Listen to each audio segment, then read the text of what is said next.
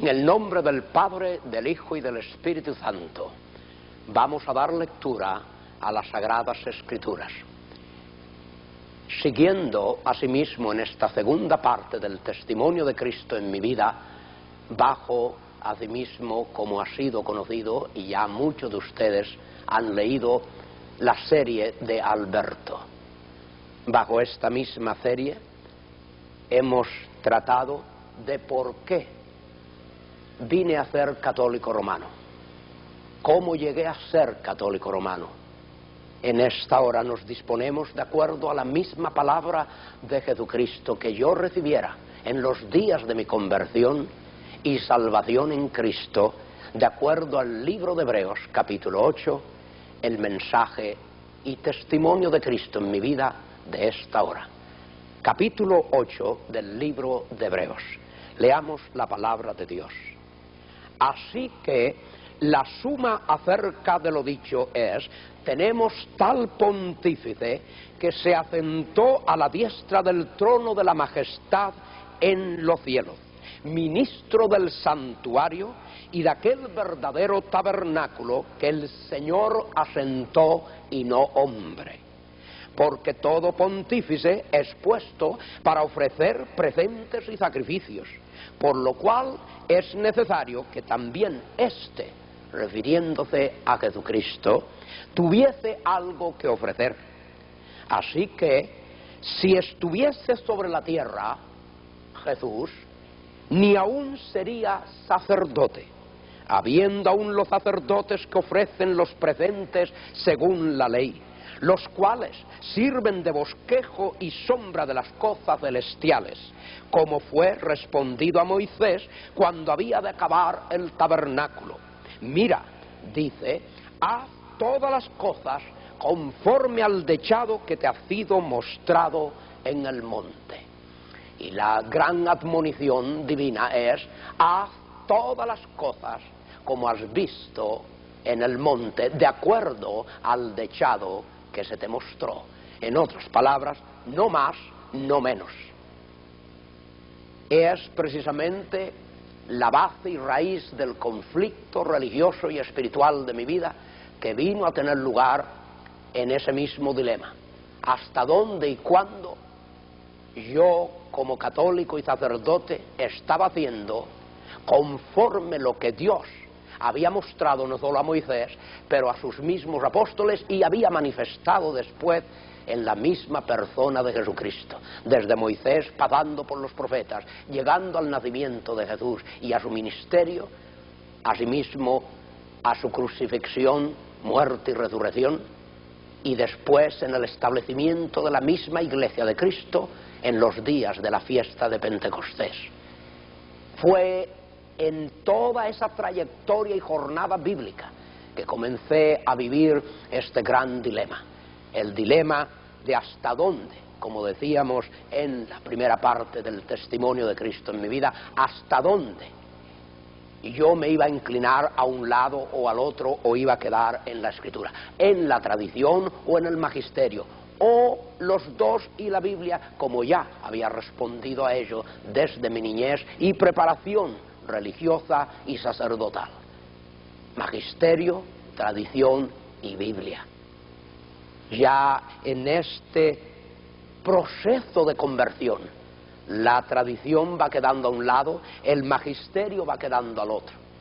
Y más que se me respondió no solo al hecho de por qué llegué a ser católico, la palabra de Dios comienza a declararme por qué debo dejar de ser católico y sacerdote para llegar a ser cristiano.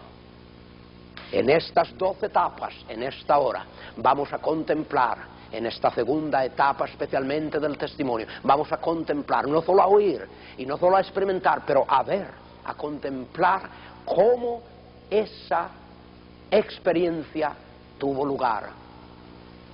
Y vamos a hacerlo en el orden en que el mismo Espíritu Santo me trajo a convicción por la palabra de Dios. Gloria al nombre de Jesucristo. Es la fe que viene por el oír, y el oír por la palabra de Dios. a cómo esa fe venía acercándose a mí para yo poder creer a mi Salvador, en lo que Él decía, en lo que Él me ofrecía, en lo que Él hizo por mí inclusive en la cruz. Yo comenzaba a ser llevado por el Espíritu Santo de parte a parte en las Escrituras, llegando al libro de Hebreos capítulo 8 para dar a conocerme a sí mismo como sacerdote acerca de mi propia identidad con Cristo.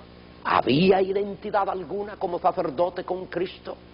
Bueno, esto estaba en duda y pronto el Espíritu Santo me dio no solo la respuesta, la solución, llegando a Hebreos capítulo 8. Vamos a hacer repaso de la lectura que hicimos en el capítulo 8 al verso 4.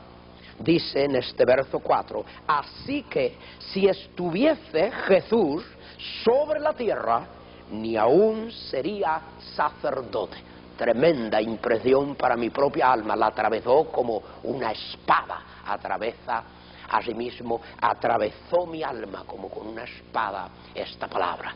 Así es, la Escritura en este mismo libro dice que es la palabra de Dios como espada de dos filos. Sentí ese mismo dolor de una espada atravesarme ya no solo el corazón, la mente, la razón, el pensamiento, los sentimientos, las emociones, pero la misma alma mía fue atravesada cuando llego a este verso, después de años de repetirse, después de años de haberse leído, después de años de haberse conocido, y llego a creer por primera vez lo que está escrito.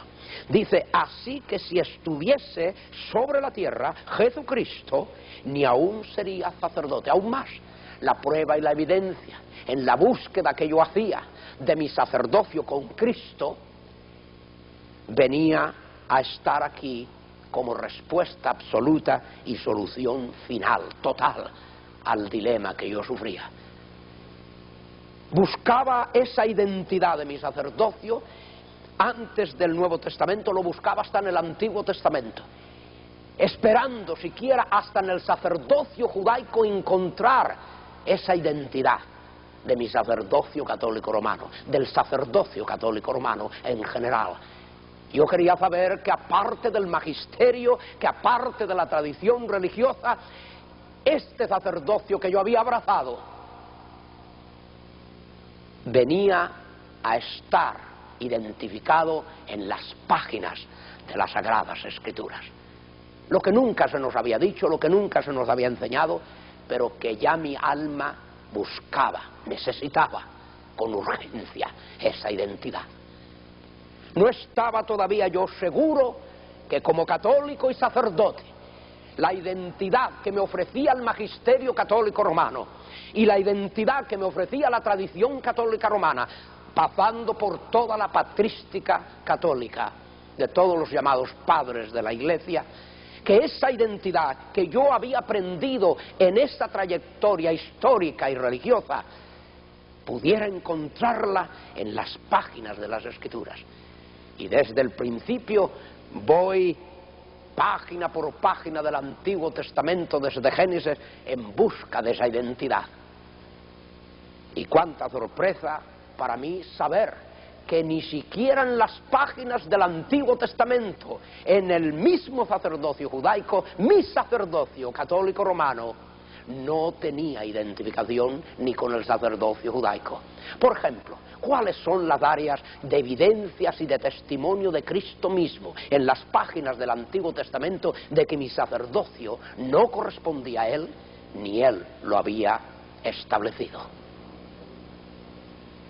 Entre las evidencias señaladas, comienzo a notar que el sacerdote judaico, entre las cosas que nunca recibió, ni siquiera el sumo pontífice de ellos, como Aarón, nunca recibió autoridad o poder para perdonar pecados.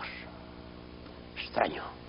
Yo digo, pero ¿cómo es posible que el mismo sacerdote judío no reciba el poder que me fue transmitido a mí al ser ordenado sacerdote? Dos poderes son transmitidos en la ordenación de todo sacerdote: por el obispo que lo lleva a esa ordenación, o en la ordenación de cada hombre, porque esa persona es hombre y todavía no es sacerdote hasta tanto que este proceso del sacramento del orden tiene lugar. En otras palabras, ese hombre llega a ser sacerdote mediante la transmisión de dos poderes. No le hizo sacerdote sus estudios, ni siquiera su teología, su filosofía, no le hizo sacerdote. Su patrística no le hizo sacerdote. Su buena experiencia mística que pudiera haber obtenido a través del libro de oraciones y de sus rezos. Su buena conducta, como lo más ejemplar, por encima de todo lo ejemplar en el ser humano, no le hizo ser sacerdote, por más piadoso que llegara a ser.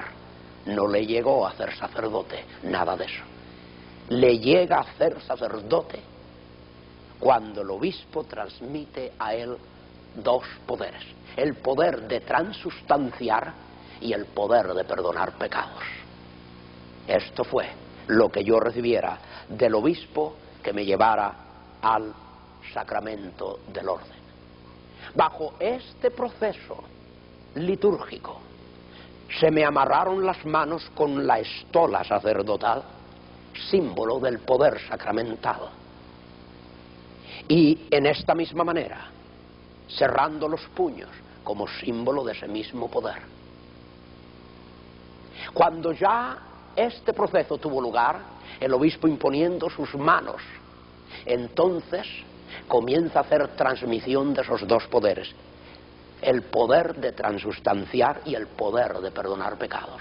En cuanto a los sacrificios pascuales y a toda clase de sacrificios que yo sabía, que venía estudiando, analizando, escudriñando en las Escrituras acerca de los sacrificios que había dado Dios mismo al pueblo de Israel, notaba que aún a la hora de ofrecer estos sacrificios nunca fueron hechos como arte de magia. En otras palabras, el animal era animal, la sangre del animal era la sangre del animal, no había conversiones de nada, no había transustanciación de nada. Dios dice: sacrificarás ovejas, y ovejas eran sacrificadas. No había cambio de ovejas para otra naturaleza, ni de otra especie. Seguía siendo sangre y seguía siendo carne, tanto la carne que se quemaba en el fuego como la sangre que se derramaba desde el altar. Era sangre de oveja y aquello era carne de oveja. No habían metamorfosis de ninguna especie. Dios no la ordenó, Dios no la reveló, Dios no la enseñó. De ahí que Moisés no podía hacer diferente, Aarón no podía hacer diferente, los patriarcas no pudieron hacer diferente desde los primeros sacrificios que se celebraron. Dios ya les había enseñado que el mismo que hizo el primer sacrificio, él mismo, en el huerto de Edén, tal como lo hizo, lo transmitía al pueblo de Israel más tarde. Adán y a Eva le quitó las hojas de higuera para vestirles con túnicas de pieles, lo que indicaba ya de antemano que había habido sacrificio de animal, había habido derramamiento de sangre, señalando como símbolo, no realidad, como símbolo, como tipo del mismo sacrificio de Jesucristo siglos más tarde y de su sangre derramada para la remisión de pecados. Pero los sacerdotes, aún con todo ese conocimiento, los sacerdotes judaicos nunca recibieron ni la idea más remota de que algo especial, algo mágico iba a tener lugar a la hora que ellos estaban ofreciendo el cordero pascual, ni siquiera en los momentos o eventos de sacrificios más especiales. Nada tuvo lugar, siempre todo siguió siendo lo mismo. El animal siguió siendo animal antes del sacrificio, después del sacrificio, después de la ofrenda, todo siguió siendo igual. Nada fue cambiado, a nada.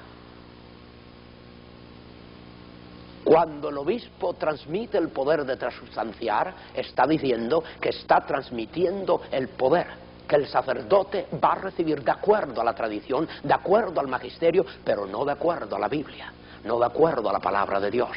Esta era la raíz del desenlace entre mi problema, mi dilema. Que yo podía apreciar todo lo que la liturgia me ofrecía hasta ese momento de mi ordenación. Podía apreciarlo en la tradición religiosa, podía apreciarlo en el magisterio y bajo el magisterio, pero no podía encontrarlo en las páginas de las Sagradas Escrituras. No podía encontrarlo desde que Dios iniciara el primer sacrificio, pasando por Caín y Abel más tarde, llegando después a Moisés, pasando por los profetas y llegando a Jesús. Me encuentro aún con Jesús en los evangelios, en busca de esa identidad de mi sacerdocio con Él. Digo, ahora sí, tengo que encontrarlo aquí. Ahora sí, posiblemente no lo hablaron en los sacrificios judaicos, pero ahora en Cristo yo voy a encontrar mi sacerdocio. Y qué extraordinario que el desenlace fue todavía más dramático, porque siguiendo a Jesús lo sigo hasta donde vino a sanar al paralítico, y allá, estando frente al paralítico, le dice de esta manera: levántate y anda. No, dice: hijo, tus pecados te son perdonados. ¿Qué creen ustedes que pasó? ¿Qué creen ustedes que sucedió? ¿Qué creen ustedes que entendieron los judíos? En otras palabras, que Jesús estaba blasfemando. De inmediato una confrontación se elevó en el aire. ¿Quién puede perdonar pecados sino solo Dios? Y miran a Jesús, y Jesús, en respuesta a la admiración no solo, pero a la consternación y duda de ellos, mira al paralítico y le dice: para que sepáis que el Hijo del Hombre tiene poder, potestad de perdonar pecados, a ti te digo, levántate y anda. Aleluya, aleluya. El paralítico se levanta para andar, no solamente como persona sana, milagrosamente sana, se levanta para andar como redimido, libertado, porque Cristo perdonó sus pecados. Señal y evidencia, su propia sanidad venía a responder de ello, su propia sanidad venía a hablar de ello. Dice: para que sepáis. Si queréis señal, para que sepáis que el Hijo del Hombre tiene poder, tiene potestad. Algo que los mismos judíos sabían, que él podía haber apelado y haber dicho: para que sepáis que yo como maestro tengo potestad, o que los sacerdotes judaicos tienen potestad. Sabían que los judíos ni eso creían, porque ya Dios les había enseñado diferente. Dice que ellos dijeron: ¿quién sino solo Dios puede perdonar pecados? Jesús no solamente estaba declarando la señal de su propia sanidad como confirmación del perdón y remisión de los pecados del paralítico, pero estaba demostrando una cosa. Estaba demostrando que no solo era Hijo del Hombre, estaba demostrando que era Dios manifestado en carne. ¿Quién sino solo Dios puede perdonar pecados? En otras palabras, ¿a quién Dios ha entregado el poder de perdonar pecados? ¿A qué hombre? ¿A qué sacerdote? ¿A qué patriarca? ¿A qué profeta Dios jamás entregó solo el poder de perdonar pecados? Si no entregó ni el poder de transustanciar, si no entregó ni el poder de cambiar los animales al cuerpo de Cristo y a la sangre de Cristo, porque aún eso no fue hecho ni siquiera en tipo, ni siquiera en símbolo, mucho menos siendo que ese sacrificio venía para asimismo, por medio de esa víctima santa, excelsa y majestuosa que venía a ser Jesucristo como el Cordero de Dios que quita el pecado del mundo. ¿Cómo hombre pudiera ejercer tal cosa antes de que Jesús lo hiciera? Pasando de este momento podía yo entender frente al paralítico. Ya yo me situaba allí, ya yo me encontraba también con Jesús alrededor del paralítico, y ya comenzaba a celebrar, no mi lejanía de Cristo, me comenzaba ya a congratular a mí mismo de mi cercanía a Cristo. Y cierto que a medida que me acercaba a Cristo, y Cristo se acercaba a mí por su palabra, por su doctrina, por sus enseñanzas, por sus mandamientos, comenzaba a ceder a la palabra de Dios. Esto, por supuesto, comenzaba a alejarme de la tradición religiosa y del magisterio religioso. No era compatible, no había relación, no podía yo coordinar, no podía trazar analogía alguna entre magisterio, tradición y lo que ahora el Espíritu Santo me revelaba por esta palabra acerca de mi identidad como sacerdote y Cristo. La Escritura volvía a mi corazón y a mi propia conciencia a hacerse oír en el verso 4 del capítulo 8 de Hebreos. Así que si estuviese sobre la tierra, ni aún sería sacerdote Jesucristo. Ya no está hablando de cuando estuvo, y cuando estuvo yo pude apreciar a cómo seguí su trayectoria desde su nacimiento hasta su crucifixión, sepultura y resurrección.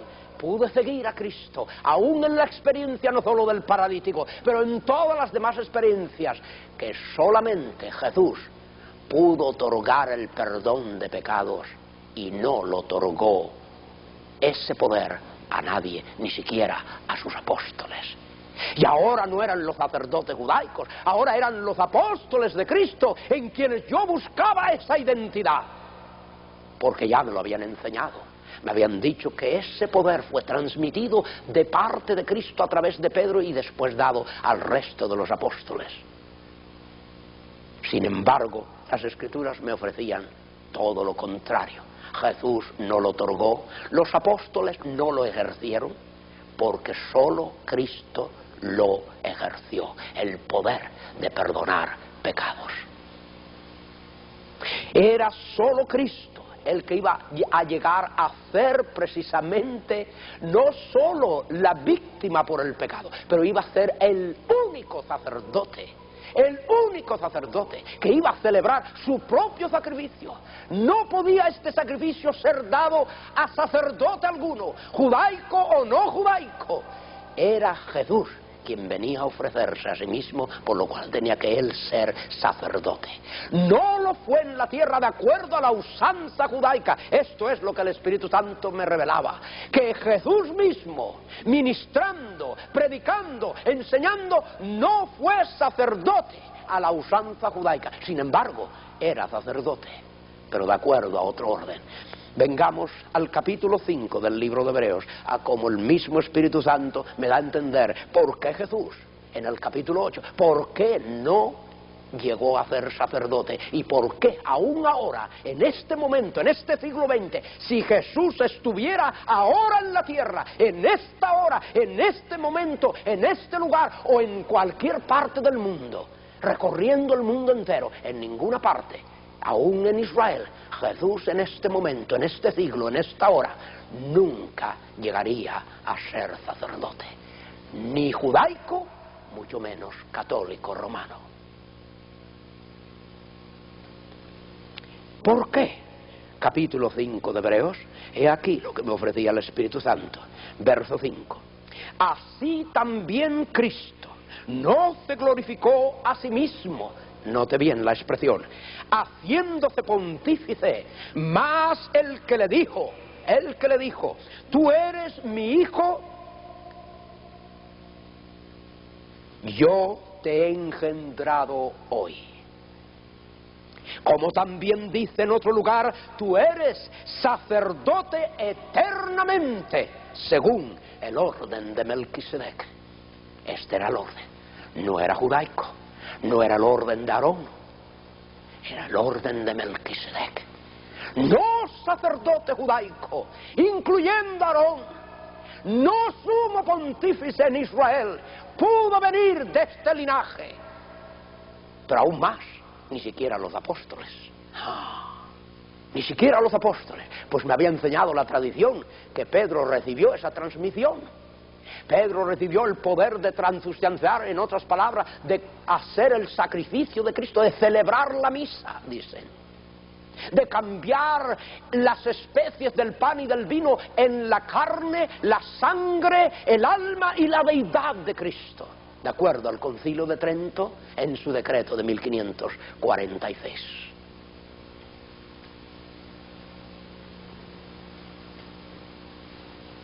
Ni siquiera los apóstoles, no apóstol, pudo estar en la línea del linaje de Melquisedec. Aún más, fue tal el linaje que de Melquisedec solo hubo Cristo. Según el orden de Melquisedec, en ese orden, en ese linaje, solo hubo un sacerdote, ni siquiera dos, uno solo. Y ese fue Jesucristo, ya profetizado en el mismo libro de Génesis y dado a Abraham, el padre de la fe. Qué extraño, que no se diera ni a Isaac la promesa, que no se diera ni a Jacob, que no se diera a Moisés, que no se diera a ningún profeta, excepto a Abraham. De ahí que dice la Escritura, por gracia sois salvos, por medio de la fe. Es la fe por la cual recibimos la gracia de Cristo para poder ser salvos. Aleluya, aleluya, gloria a Jesucristo. Es la fe, el canal, el medio, el único canal, no solo el canal, el único canal mediante el cual corre, fluye la gracia de Jesucristo que me alcanzó a mí para la remisión de mis pecados y para la remisión de sus pecados. Estaba en esa búsqueda cuando ya veo que mi propia identidad de sacerdote católico romano no tenía alguna relación con el apostolado, en otras palabras, con los apóstoles de Jesucristo. Luego, si no lo encuentro en los sacerdotes judaicos, si no encuentro esa identidad de mi sacerdocio en el sacerdocio judaico, si no la encuentro en el apostolado, si no la encuentro ahora en tercer lugar en Jesucristo, porque Él mismo me desplaza. Ahora me encuentro frente a Jesús, ya no frente a Aarón, ya no frente a los sacerdotes judaicos, ya no frente a Pedro, ya no frente a Mateo, a Marcos, a Lucas, a Juan. Me encuentro frente a Cristo como no solo sacerdote, como el único sacerdote. Esto es lo que el Espíritu Santo me lleva no solo a conocer y a leer, que ya lo conocía, que ya lo había leído, que ya lo había memorizado. Es este el texto bíblico que el obispo me dio a la hora de mi ordenación. Es este el texto bíblico que fue escrito, estampado en letras de oro y con polvo de oro en las invitaciones a mi ceremonia sacerdotal. Este texto. Y el que se escribe en la ordenación de cada sacerdote en el día de hoy. Así también Cristo no se glorificó a sí mismo haciéndose pontífice, mas el que le dijo: tú eres mi hijo, yo te he engendrado hoy. Como también dice en otro lugar: tú eres sacerdote eternamente según el orden de Melquisedec. El mismo obispo que transmitió, de acuerdo a la tradición y al magisterio, esos dos poderes para hacerme sacerdote y hacer a todo hombre sacerdote, cada obispo que ordena a los hombres que van a ser sacerdote, ese mismo y esos mismos obispos hacen cita de este texto: tú eres sacerdote eternamente según el orden de Melquisedec. Y este pronunciamiento es dicho al sacerdote, al hombre que está siendo sacerdote católico. ¿Qué significa esto?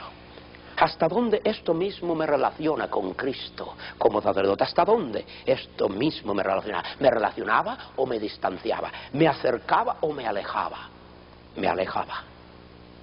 Porque lo que el Espíritu Santo me daba a conocer es que Cristo vino a ser el único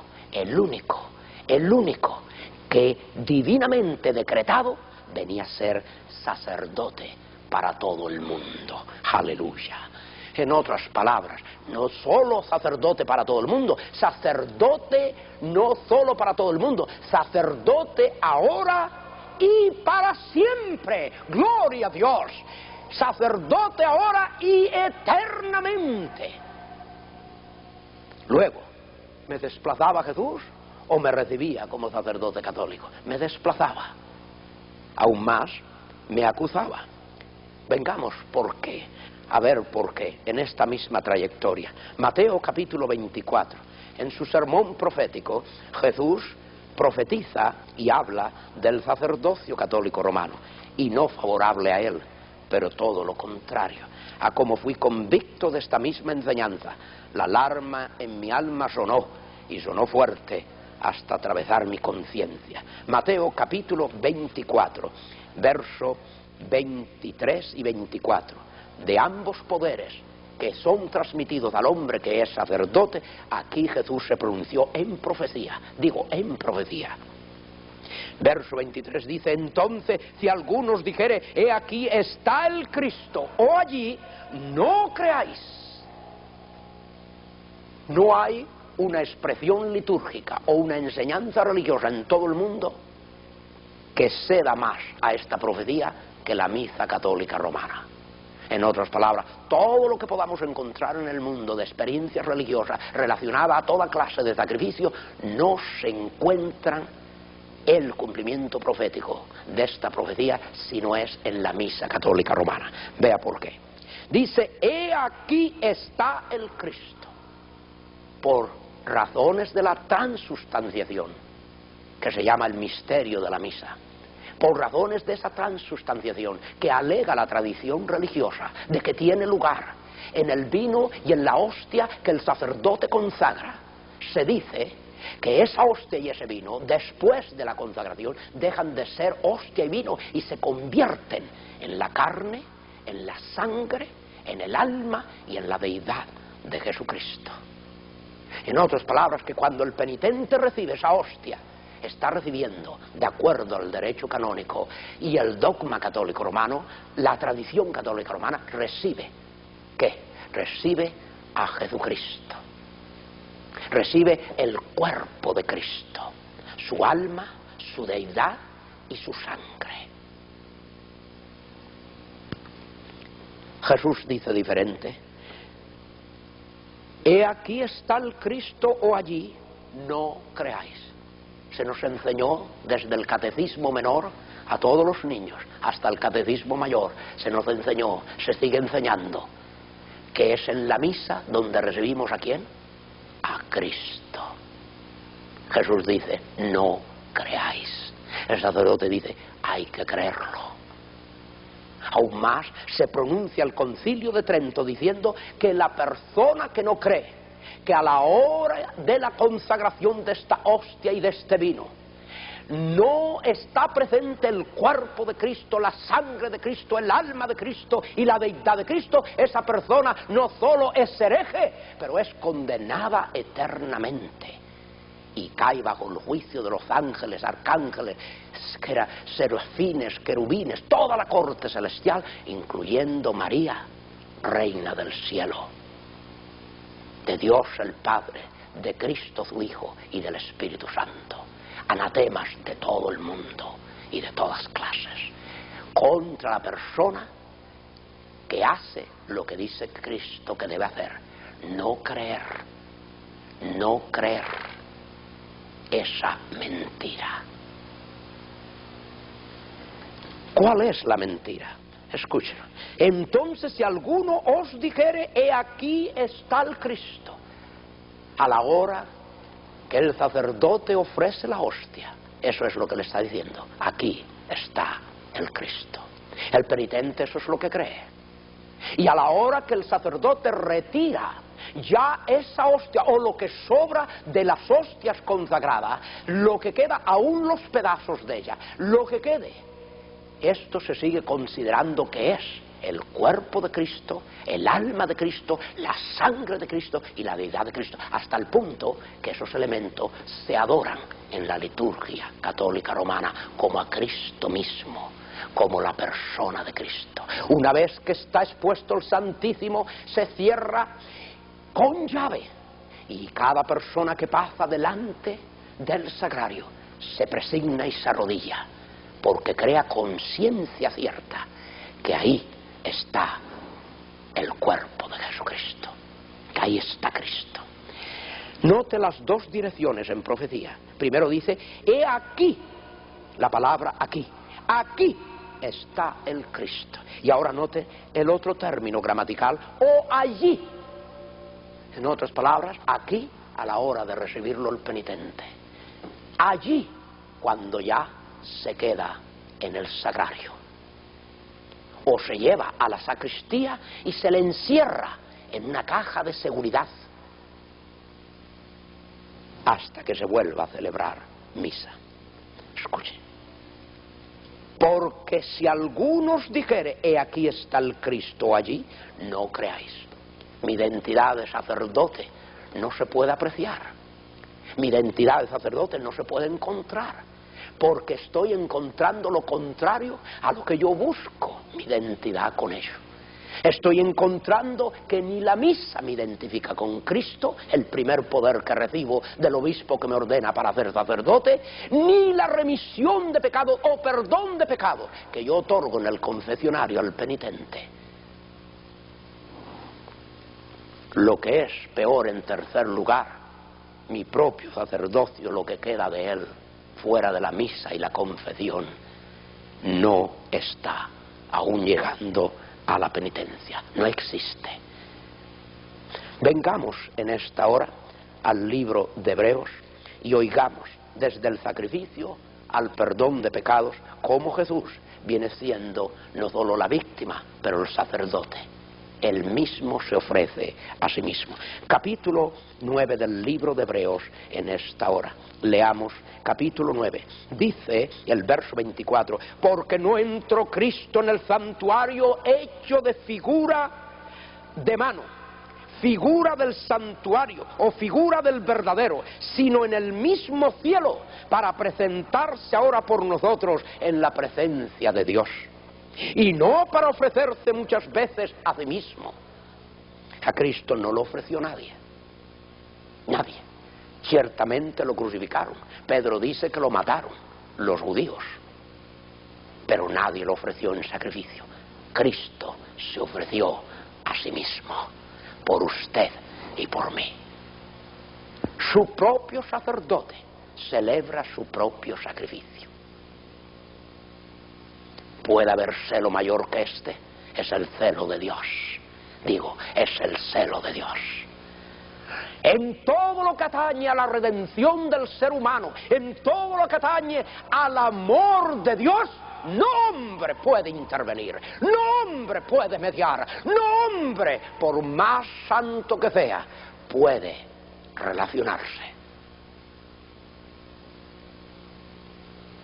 Esta prerrogativa la dejó Dios solo a Él mismo.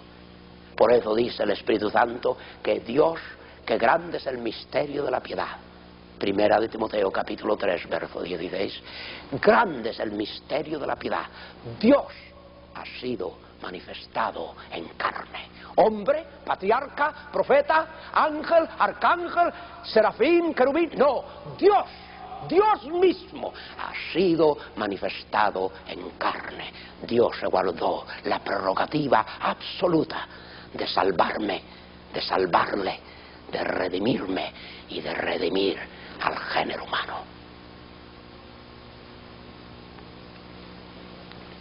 Y no para ofrecerse muchas veces a sí mismo, tampoco. No solo Dios no otorga, es esto a nadie, ni como víctima ni como sacerdote. Este exclusivo sacrificio divino no lo otorga a nadie, pero tampoco ni al mismo Cristo le requiere repetirlo. Una vez que el sacrificio fue celebrado a las afueras de Jerusalén, en el monte Gólgota, en la cruz del Gólgota, en el monte de la calavera, ese sacrificio fue hecho, celebrado, ofrecido desde ese momento para siempre, jamás. No más repetición, ni siquiera a Jesús, ni siquiera a Jesús, no repetición. Oiga bien, cuánta trascendencia estaba esto teniendo para mí, en búsqueda de la relación de mi sacerdocio católico romano con Jesucristo, mi Salvador. Y no para ofrecerse muchas veces a ti mismo. ¿Cómo es posible que Jesús, no ofreciéndote a ti mismo muchas veces, yo, después de 2000 años, que Él se ofreció a ti mismo una sola vez, en un solo lugar, en el Gólgota, en un solo país, en un solo punto de la historia?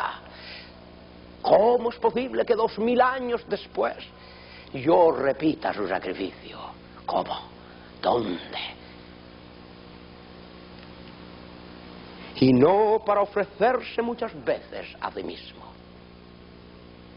Como entra el pontífice en el santuario cada año con sangre ajena. De otra manera fuera necesario que hubiera padecido muchas veces desde el principio.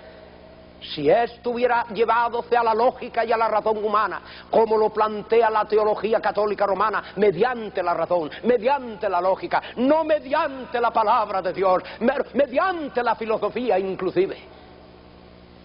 Si esto fuera a plantearse de parte de Dios a ese nivel humano, entonces dice el Espíritu Santo que Jesucristo hubiera tenido que ser ofrecido no solo desde que estuvo en el Gólgota hasta nuestros días, pero antes del Gólgota ya hubiera tenido que haber sido ofrecido desde la creación y antes de la creación.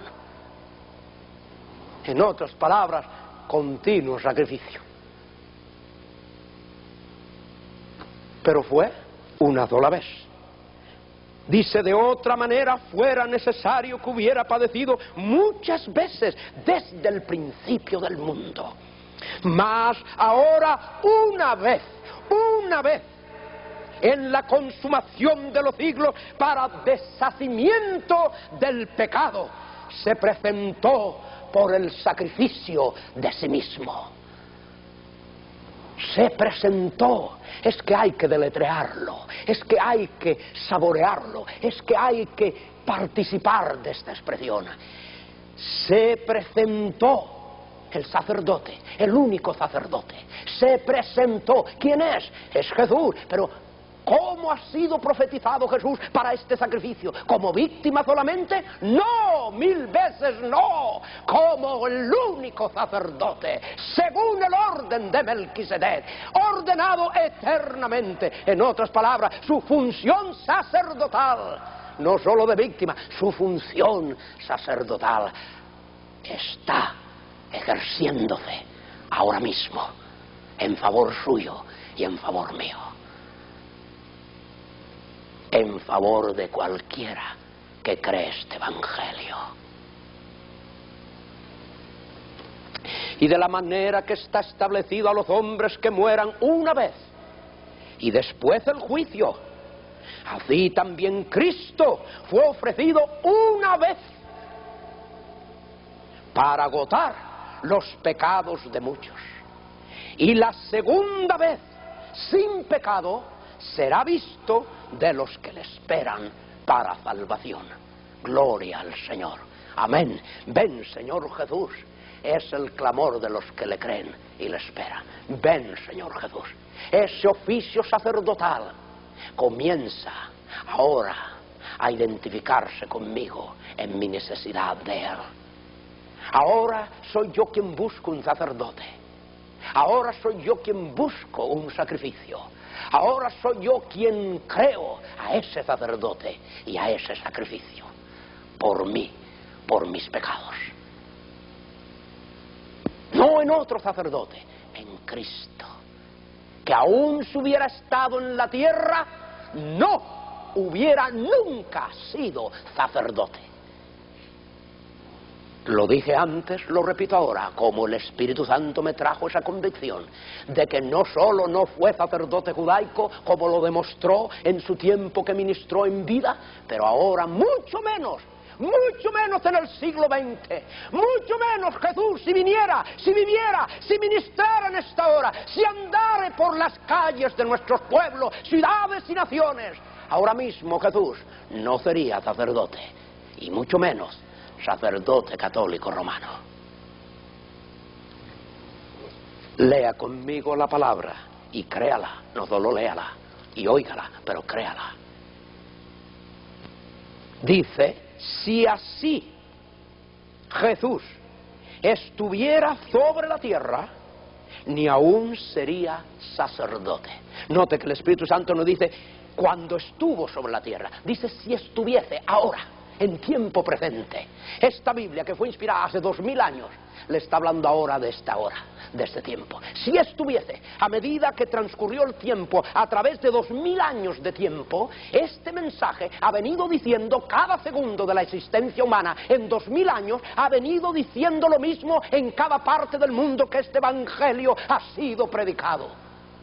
Si estuviese Jesús en cualquier país que se predicara este evangelio, en cualquier lugar, en cualquier situación, si estuviese Jesús en esa tierra, en México, en Guatemala, en Puerto Rico, en España, en Argentina, en Chile, en Perú, en Honduras, en donde quiera que usted creyera que Jesucristo viniera, en Israel, Jesús no hubiera sido sacerdote.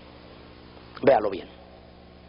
Habiendo aún los sacerdotes que ofrecen los presentes según la ley. En otras palabras, que aún cuando hubieren los sacerdotes, Jesús, repite el Espíritu Santo, no sería sacerdote.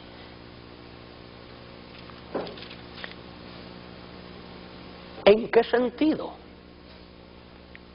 En el sentido que la tradición religiosa lo ha querido poner a Cristo mismo, ya no solo al sacerdote católico, pero el mismo sacerdote católico ha querido poner a Cristo en la posición que Él nunca estuvo, que Él no está. ¿Cómo es eso? Relegado, atrás del sacerdote, y el sacerdote católico adelante de Él. Cuando el obispo que me ordenó recitó las palabras «Tú es alter Christus», ya me dio a entender lo que ahora acabo de expresar. Lo da a entender a cada sacerdote, diciendo de esta misma raíz latina, tú eres otro Cristo. Para confirmarlo, ratificarlo, es que entonces hace uso del verso 5, del capítulo 5 de Hebreos y verso 6. De ambos textos hace uso el mismo obispo para decirle a ese sacerdote que declara otro Cristo, decirle, tú eres sacerdote eternamente. Finalmente, ahora entiende no solo usted, pero ahora también puede asomarse a la fe de por qué no solamente vine a ser sacerdote, pero por qué dejé de ser sacerdote. Como vio por qué vine a ser católico romano, y vamos a ver por qué dejé de serlo para ser cristiano. En otras palabras, en todo este dilema es el Evangelio quien hace la diferencia. Digo, es el Evangelio. El Evangelio hace esta diferencia desde el momento que usted se dispone a creerlo. No a leerlo, no a memorizarlo, no a tenerlo como un libro más en su biblioteca o como un libro especial que es tan especial que no se puede tocar y que hay que dejarlo a los expertos que lo toquen, porque no es verdad. El mandato de Cristo es ir por todo el mundo y predicar el Evangelio a toda criatura, no a ciertas criaturas, a toda criatura. Y el que creyere, de todas esas criaturas a quienes este Evangelio es predicado, y el que creyere el Evangelio, y fuere bautizado, será salvo, mas el que no creyere el Evangelio será condenado. Es el Evangelio que va a hacer la diferencia en su vida, creyéndolo usted o resistiéndolo y negándolo, menoscabándolo y menospreciándolo. Esta es la invitación que yo recibí. Venga conmigo, que usted también tiene la misma bendición y promesa. Capítulo 9 del libro de Hebreos dice claramente en el verso 28 del capítulo 9, volviendo otra vez a leer: así también Cristo fue ofrecido una vez para agotar los pecados de muchos, y la segunda vez sin pecado será visto de los que le esperan para salvación. ¿Está usted preparado? ¿Está usted preparada para tener un solo sacerdote como el único mediador entre Dios y los hombres?